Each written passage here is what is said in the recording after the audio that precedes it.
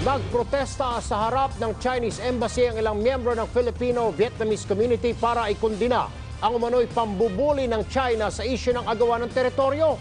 Ang isang pahayagan naman sa China, sinuportahan ang paggamit ng dahas laban sa Pilipinas sa Vietnam. Carla Lim, ikwento mo.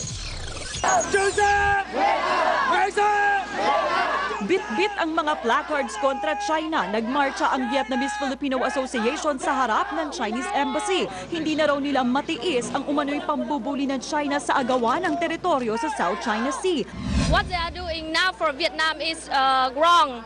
They may be very strong, but they have not the right to do this thing like that with Vietnam. Ang grupong Akbayan naman, nag-costume pawikan pa at pagapang na nagprotesta sa harap ng Chinese Embassy. Ang iba naman, ikinumpara sa dating German leader na si Adolf Hitler ang China.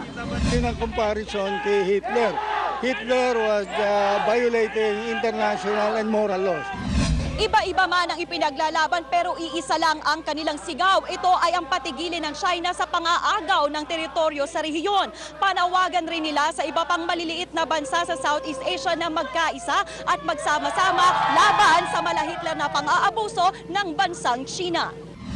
Patuloy din ang anti-China rallies sa Vietnam kung saan 21 na ang patay. Nagpahayag na rin ng pagkabahala ang Chinese Foreign Ministry. Umabot na rin daw kasi ang pangaharas ng mga Vietnamese sa mga Chinese sa Taiwan, Hong Kong, Singapore at Korea. Pero ang isang pahayagan sa China nagpahayag ng suporta sa paggamit ng dahas laban sa Pilipinas at Vietnam. Ayaw na itong patulan ng Department of Foreign Affairs pero aminado sila na posibleng maapektuhan ang isinampang kaso ng Pilipinas sa arbitration kung magiging artificial island ang itinatayong estruktura ng China sa Mabini Reef. What they are doing is jeopardizing our case. Because what they're doing will change the nature and character of that feature.